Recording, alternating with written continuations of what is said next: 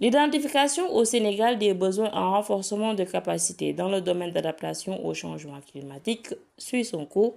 De ce fait, certaines commissions ont été mises en place pour être face aux défis. C'est fort important parce que cette commission a été mise en place au sortir de la COP21. Les États ont pris des engagements fermes de faire face au réchauffement climatique et d'aller ensemble face à ce défi mondial qui nous concerne tous. Et l'Afrique, à travers les présidents chefs d'État autour de l'Union africaine, a mis en place 3 commissions. La commission Sahel, qui est basée à Niamey, au Niger, avec un secrétariat exécutif. La commission foresterie, qui est basée en République démocratique du Congo. Et la commission zone côtière, qui est basée aux Seychelles. Et l'esprit derrière, c'est que nous avons des spécificités communes au sein de l'Afrique. Et il faut que nous nous retrouvons en fonction de nos spécificités pour mieux défendre les voix de l'Afrique sur les questions internationales relatives au changement climatique.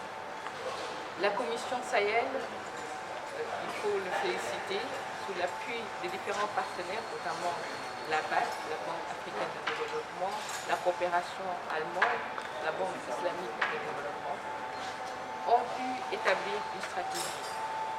C'est cette stratégie-là que nous sommes en train de revisiter, définir nos besoins en tant que Sénégal, mais également tous les autres pays de la Commission sont en train également de travailler sur ces besoins et de définir également des activités communes que nous allons mettre ensemble pour faire face au changement climatique, en particulier la problématique de l'adaptation au changement climatique. Le gestionnaire technique numéro 1 au ministère de l'Environnement fait une alerte sur la coupe clandestine de bois, question qui sera abordée lors du conseil interministériel, dit-il. L'exploitation illicite, je parle souvent vers des pays étrangers.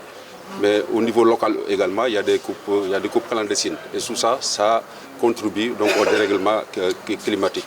Il y a également les aspects de feux de brousse qui causent beaucoup de dégâts et donc, au niveau de nos forêts. Et maintenant, par rapport à ça, comme vous le savez, le Sénégal est très dépendant du charbon de bois. Et surtout au niveau des ménages, la cuisson est essentiellement faite sur la base du charbon de bois. Et par rapport à cet aspect-là, en guise de réponse, donc, il y a l'aménagement des forêts. Et donc, il y a plus d'une cinquantaine de forêts aménagées au niveau du Sénégal, donc, qui contribuent donc, à préserver les ressources forestières. Parce que avant, l'exploitation se faisait pas sur la base de ce que la forêt pouvait donner, mais on coupait du tout venant. Mais l'essentiel, c'était aussi fixer des quantités, des quotas donc, à produire. Et sur cette base-là, on coupait donc, du tout venant. Mais maintenant, l'exploitation se fait sur la base d'espèces qu'on appelle des combrétacées, qui sont des espèces qui rejettent des souches. Donc, notamment dans toutes les forêts aménagées. Si vous allez dans une forêt aménagée qui a été exploitée pour la production de charbon de bois pendant 15 années, vous avez l'impression dans cette parcelle-là que rien n'a été coupé. Et également, nous faisons de la carbonisation sur la base de la meule Casamance. La meule Casamance, c'est grâce à la bonne productivité donc, que nous mettons l'accent sur la meule Casamance. Par exemple, si vous carbonisez 100 kg de charbon de bois, avec la meule traditionnelle, vous pouvez récolter peut-être 15 kg ou maximum 20 kg, mais avec la meule Casamance, si vous carbonisez 100 kg de bois sec, vous pouvez récolter jusqu'à 35 kg.